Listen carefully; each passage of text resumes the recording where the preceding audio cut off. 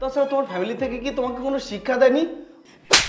তানহা চুপ, একদম চুপ। তাই না? তুমি আমাকে থাপ্পড় দিলে? এই যে ডাউল দিয়ে ভাতগুলো খেয়ে আমাকে একটু উদ্ধার করুন। ডাল? ডাল কেন তানহা?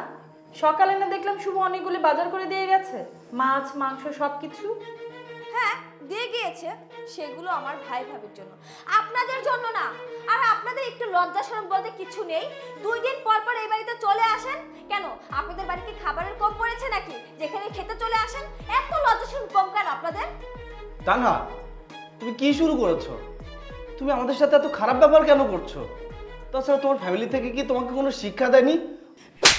তানহা চুপ, একদম চুপ। আমাকে ধমক দেওয়ার সাহস কোথায় পেলেন? হ্যাঁ, আর আপনি, আপনার সাহস তো কম না।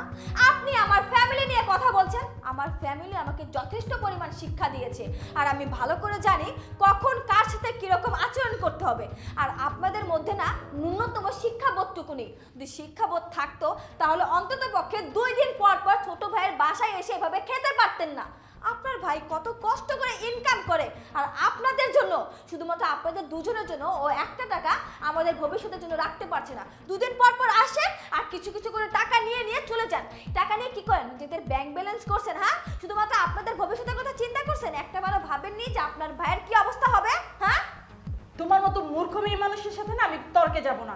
তুমি যদি শুভর বউ না হতে তাহলে এই মুহূর্তে তোমার হাতটা আমি ভেঙে গুঁড়া করে দিতাম।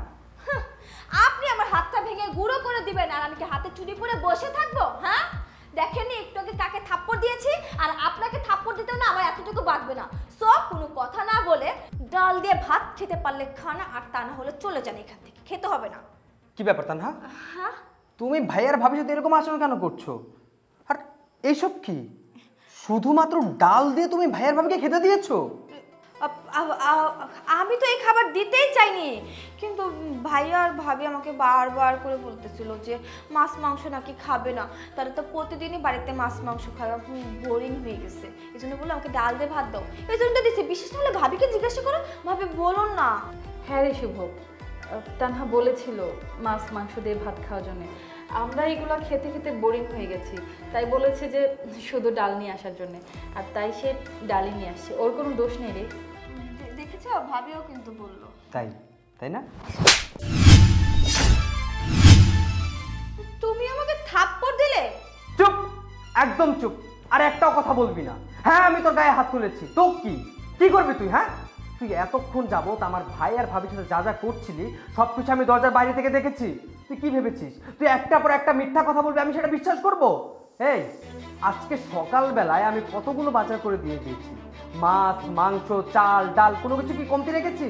হ্যাঁ, তুই তোর নিজের ভাই ভাবির জন্য মাছ রান্না করছিস, মাংস রান্না করছিস, পোলাও তোমা রান্না করছিস, আর আমার ভাই ভাবির সামনে দিয়েছিস কি শুধু ডাল? কই তোর ভাই ভাবি কোথায়? ডাক তোর ভাই ভাবিকে, আসুক, দেখুক, আর তোর আসল চরিত্র রাজ তারা নিজের চোখে দেখুক তুই যে কতটা খারাপ কতটা নীচ। এই তোকে বিশ্বাস করে এই বাড়িতে আমি বউ করে এনেছি, তোকে ভালোবেসে আমি বিয়ে করে এই বাড়িতে বউ করে এনেছি কি আজকে এইসব দিন দেখার জন্য? এই তুই জানিস এই ভাই আমার জন্য কি করেছে? হ্যাঁ, এই ভাবি আমার জন্য কি করেছে তুই জানিস না? এই ভাই আমার মা বাবা মারা যাওয়ার পর থেকে আমাকে কোলে পিঠে করে মানুষ করেছে, আমাকে কখনো অভাব বুঝতে দেয়নি।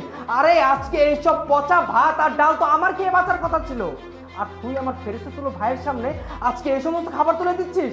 তোর বিবেকে কি একটাবার বাধা দিল না? এই তোর ভাই ভাই, আমার ভাই কি ভাই না? তোর ভাবি ভাবি, আমার ভাবি কি ভাই চাচ্ছে? তুই জানিস আমার ভাই আমার জন্য কতটা পরিশ্রম করেছে? সে আমাকে লেখাপড়া শিখেছে, পাশাপাশি সে নিজে লেখাপড়া করেছে, সে চাকরির জন্য মানুষের দাঁড়ে দাঁড়ে ঘুরেছে। শোন, সে চাকরি করে না বলে, সে বেকার বলে তুই তার সাথে যা খুশি তাই ব্যবহার করবি, আর আমি সেটা মানবো? কখনো না। কি বলো তুমি এসব?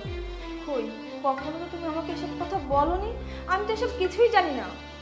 আসলে তানহা, আমরা দুজন এই বাড়িতে এসেছিলাম একটা সুখবর দেওয়ার জন্য। সেটা হচ্ছে তোমার ভাই অনেক কষ্ট করে বিসিএস দিয়েছিল এবং ফাইনালি তার চাকরিটা হয়ে গেছে। তোমার ভাই ম্যাজিস্ট্রেট। ম্যাজিস্ট্রেট হয়েছে ভাইয়া? হ্যাঁ, ম্যাজিস্ট্রেট হয়েছে। আমার ভাই এতদিন যাবত যেটার জন্য পরিশ্রম করতেছিল আজকে সেটা সাকসেস হয়েছে। শোন, তুই আমার ভাইয়ের সাথে যে অন্যায় করেছিস তোর সাথে সংসার করা আমার পক্ষে পসিবল না। তুই এই মুহূর্তে বাড়িতে চলে যা। যা। কি বলো তুমি এসব? আমি এই বাড়ি থেকে চলে যাব মানে?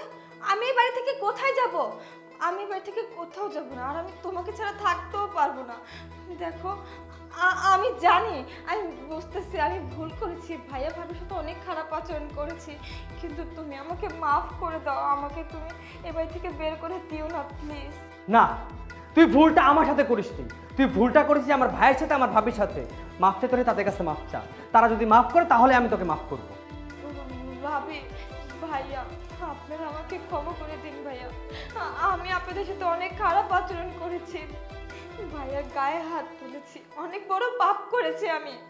আমি আর কখনো আপনাদের সাথে খারাপ আচরণ করব না। ভাইয়া, ভাবি, প্লিজ আপনার দেবরকে একটু বুঝিয়ে বলুন, ও যেন আমাকে এখান থেকে বের করে না দেয়। আসলে তানহা, একটা কথা কি জানো, আবেগে পড়ে কখনো এতটা এক্সাইটেড হওয়া ঠিক না। আমরা আসছিলাম তোমাদেরকে একটা সুখবর দেওয়ার জন্য, আর আসার পরে তোমার আচরণে আমরা এতটাই বিমোহিত যে তোমাকে আমরা সেই নিউজটা দিতে পারিনি, তাই এতক্ষণ পরে দিতে হলো। যাই হোক, তুমি আমাদের ছোট বোন, শেষ পর্যন্ত আমরা ক্ষমা করে দিয়েছি। আই শোন, তুই আর তানহাকে বকাঝকা করিস না। ঠিক আছে ভাবি, তোমার জন্য ওকে আমি মাফ করে দিলাম। কি এখন কিভাবে দাঁড়িয়ে থাকবে নাকি খাবার দিবে? আচ্ছা ঠিক আছে, তুমিও বসো, আমি মাছ মাংস নিয়ে আসি, ঠিক আছে? আচ্ছা ঠিক আছে, চল।